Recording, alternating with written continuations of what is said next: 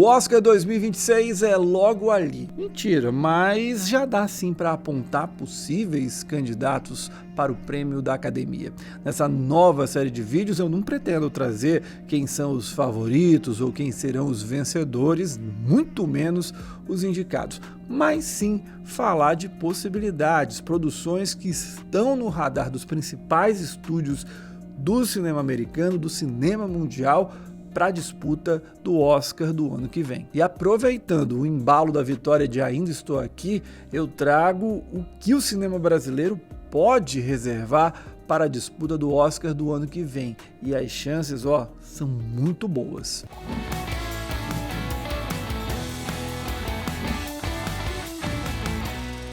Muitos filmes devem surfar nesse grande momento do cinema brasileiro. Afinal de contas, as bilheterias de O Alto da Compadecida 2 e Ainda Estou Aqui animaram o circuito exibidor e, claro, o grande público para conferirem produções brasileiras. Agora, mirando o Oscar, a maioria delas não tem a menor chance. Deus Ainda é Brasileiro é um deles. A comédia é uma continuação do grande sucesso estrelado pelo Antônio Fagundes de 2003. Um filme que circulou muito mais no mercado interno do que internacional. A única chance de ser o escolhido do Brasil seria se fosse uma homenagem ao Cacá Diegues, cineasta com o maior número de produções que representaram o Brasil lá no Oscar. Apesar do Cacá Diegues merecer até uma homenagem desse tipo, na boa, é uma situação muito improvável você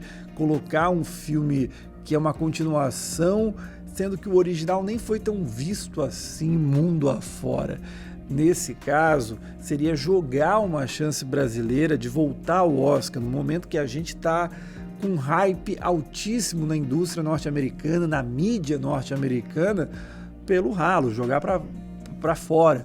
E além do que, você ainda tem um clamor do público. Eu acho que causaria uma grande revolta em muita gente se a gente perdesse essa oportunidade de voltar ao prêmio da Academia. Então, para mim, Deus Ainda é Brasileiro, assim, seria uma escolha bem equivocada da Academia Brasileira, caso ele esteja entre os finalistas para decisão, mas eu acho que não tem a menor chance não. Apontado como um possível último filme da Fernanda Montenegro, Velhos Bandidos traz uma história bem divertida de um casal idoso que decide roubar um banco ao lado de um casal mais jovem. Além da Fernandona, o filme traz no elenco Ari Fontoura, Vladimir Brista, também o Lázaro Ramos e a Bruna Marquezine. A direção fica por conta do Cláudio Torres, que é filho da Fernanda Montenegro e que dirigiu sucessos como Redentor e O Homem do Futuro. A única chance de Velhos Bandidos conseguir ir ao Oscar é se ele for um fenômeno de bilheteria, todo mundo amar o filme, ele acabar sendo uma grande surpresa. Mas, de modo geral, até pelo perfil mais leve que a produção tem, não me parece que é filme que vai conseguir chegar a ter atração para ser o indicado, o representante do Brasil no Oscar do ano que vem. Homem com H traz a história do Ney Matogrosso em um filme que promete trazer uma grande atuação do Jesuíta Barbosa, a partir de uma direção do ótimo Esmir Filho, que promete tirar as cinebiografias do marasmo de sempre. Se estivéssemos nos anos 2000, quando Dois Filhos de Francisco, Olga e Lula, o Filho do Brasil, foram os nossos escolhidos, a produção teria alguma chance, mas em uma temporada com favoritos claros, me parece uma escolha quase impossível. Já a Batalha da Rua Maria Antônia pode se beneficiar de abordar a temática da ditadura militar, assunto em alta e bastante conhecido da Academia após Ainda Estou Aqui. Através de 21 cenas sequenciais,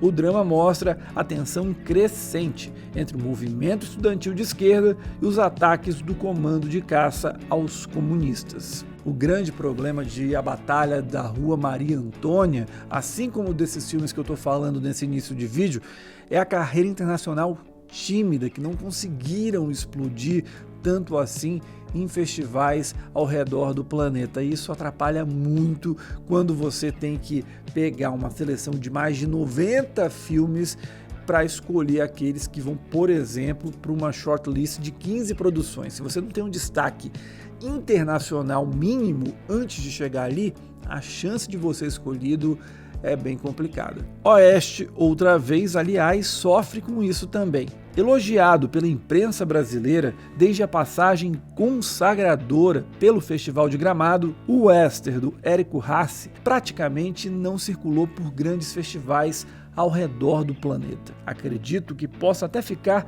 entre os semifinalistas da seletiva brasileira, mas não vejo indo adiante. Enterre Seus Mortos, por outro lado, passou pelos festivais de Londres, Tóquio e Índia, sendo sempre bem recebido. Ter o Selton Mello fortalecido em Hollywood após Ainda Estou Aqui ajuda bastante. A distribuição norte-americana de Enterre Seus Mortos está na mão da Dark Star Productions, que é uma empresa muito importante porque consegue pegar aquelas produções que não chegaram a ganhar Cannes, Veneza, Berlim, mas que são muito interessantes, que estão ao redor do mercado mundial, e levar para os Estados Unidos, o que é uma coisa que deve ser aplaudida, louvável e tal. Agora, mirando para o Oscar, aí é mais difícil, porque não é uma distribuidora grande que tem muito dinheiro. Ela até pode se associar com uma outra distribuidora, tentar fazer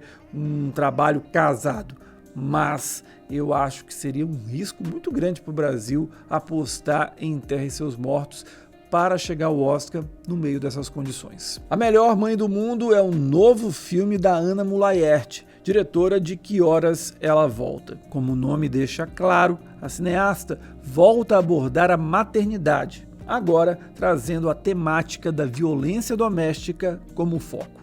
Ainda que tenha sido bem recebido pela imprensa, com muitos aplausos no Festival de Berlim, A Melhor Mãe do Mundo não conseguiu sair do festival alemão com uma aclamação que o tornasse fenômeno e pudesse brigar ali com os favoritos pela vaga brasileira. Então eu acho que nesse momento ele está ali, correndo por fora. E tem Baby, o grande filme do Marcelo Caetano, estreou na Semana da Crítica do Festival de Cannes do ano passado. Dali em diante, circulou bem, incluindo festivais de Chicago, Biarritz, Bangkok, Florença e San Sebastián, onde, aliás, ganhou o prêmio de melhor filme latino-americano. Elogios também não faltaram do público e da crítica para esse grande filme. Se você não viu ainda, assista. A questão que pega é que parece que Baby perdeu o timing da possibilidade dele. Ano passado, como eu disse, ele foi lançado em Cannes, então a tendência, a lógica é que ele deveria ter disputado a corrida do ano passado, mas num cenário que estava dividido entre Motel Destino, que vinha da disputa da Palma de Ouro no Festival de Cannes, e do sucesso arrebatador que foi Ainda Estou Aqui desde o Festival de Veneza, ele não tinha a menor chance. Agora, com o filme chegando já ao streaming, já saindo de cartaz do circuito comercial brasileiro, eu acho que a sensação é que passou da hora, o filme passou do momento para a disputa dessa vaga. Para conseguir ser o escolhido, ele teria que dar aquela famosa remontada, como se fala no futebol, né? Ou seja, virar o jogo completamente.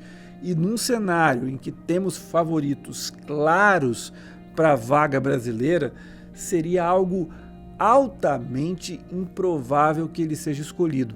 Ainda que se o fizesse, que é algo que seria realmente inacreditável, seria merecido, mas eu acho que passou da hora. O filme, nesse momento, eu não vejo tantas chances assim de ser o nosso representante. Agora sim, vamos falar dos 3 filmes que têm chances de ser o nosso representante no Oscar 2026. Vitória estreou fazendo bonito nos cinemas brasileiros, ao tirar Capitão América do topo das bilheterias. É um resultado impressionante para um drama nacional contra uma superprodução da Marvel. O drama do Andrucho Waddington pode jogar com o fato de ter a distribuição internacional garantida da Sony Pictures Classics, a mesma de Ainda Estou Aqui. E na esteira do atual ganhador de melhor filme internacional, Vitória pode se beneficiar do hype em torno da Fernanda Torres para puxar o marketing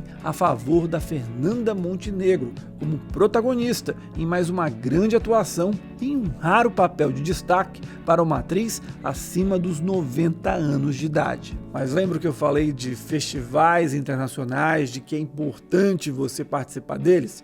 Vitória ignorou isso. Estreou já no circuito comercial brasileiro, em breve deve chegar na Globoplay.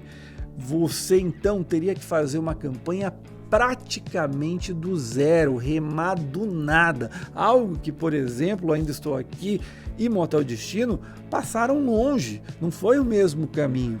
E aí eu não considero que isso é um bom sinal. Seria repetir mais ou menos o que aconteceu com O Pequeno Segredo e também O Grande Circo Místico, que pelo menos o filme do Cacá Diegues chegou a ser exibido em Cannes, sem muito destaque, mas ainda assim, quando foram para enfrentar os filmes, os concorrentes dos demais países, eles praticamente sumiram ali no meio de tantas produções, grande parte delas, aliás, que chegaram a participar dos maiores eventos ao redor do planeta. Acho que seria um erro da Academia Brasileira caso Vitória seja o nosso escolhido. E então temos os dois, esses sim, favoritos para essa vaga brasileira. O primeiro deles, aliás, já começou muito bem essa temporada. O Último Azul teve uma estreia arrasadora no Festival de Berlim. Foi o mais elogiado pela crítica internacional e levou o Urso de Prata, o segundo mais importante do evento. A produção, dirigida pelo Gabriel Mascaro, traz duas temáticas chamativas na atualidade: a Amazônia e o etarismo. Contar com um ator conhecido em Hollywood como Rodrigo Santoro e já ter uma distribuição garantida na Europa com a Lucky Number também ajudam bastante. Apesar da nova direção artística do Festival de Berlim, que busca um evento mais pop e que de alguma maneira comece a apontar candidatos para a temporada de premiações, o evento na Alemanha ainda está longe de ter um impacto para a festa da Academia que tem Cannes e que tem Veneza, até por conta do calendário. Mas também é verdade lembrar que Vidas Passadas e Um Homem Diferente saíram lá da Alemanha. E nesse sentido, O Último Azul ele precisaria torcer para que nenhum outro filme brasileiro ao longo do ano conseguisse uma visibilidade maior do que ele. E é aí que mora o problema. Afinal, O Agente Secreto é nome praticamente certo na disputa pela Palma de Ouro desse ano. O Kleber Mendonça Filho é um queridinho do Festival de Cannes. Já lançou lá Aquários e também Bacurau, na competitiva, enquanto Retratos Fantasmas foi exibido numa sessão fora da competição. E ainda teve Críticos, o documentário dele sobre crítica de cinema, em que o Kleber fez praticamente a produção inteira durante o festival, isso lá nos anos 2000. Aí você pega isso, soma o fato do filme ser estrelado pelo Wagner Moura, hoje o grande nome brasileiro no cinema mundial, pelo menos entre os atores, é claro, e você ainda tem o fato do Brasil ser o país de honra, o país com maior destaque nesse Festival de Cannes, como já foi anunciado.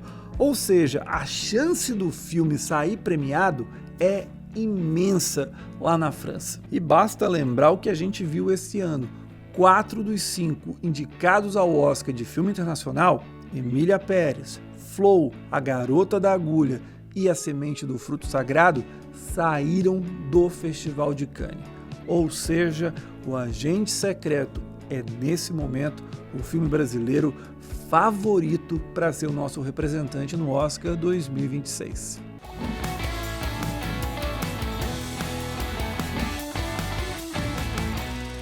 Lembrando sempre que todo esse processo da seletiva brasileira, com os filmes que disputam a vaga, depois os semifinalistas até o escolhido, acontece ali por volta de agosto, setembro. Se for outubro, é um erro absurdo, porque não vai dar tempo para você se planejar minimamente para disputar o Oscar. Se você gostou do vídeo, então curte, compartilhe, claro, se inscreve e ative as notificações aqui do canal. Eu volto na sexta-feira para falar dos grandes diretores que estão de volta. Depois de uma temporada em que a gente teve muita gente chegando pela primeira vez, os veteranos prometem voltar a ocupar o espaço no Oscar do ano que vem. Então não perca, a gente se encontra. Até lá, tchau!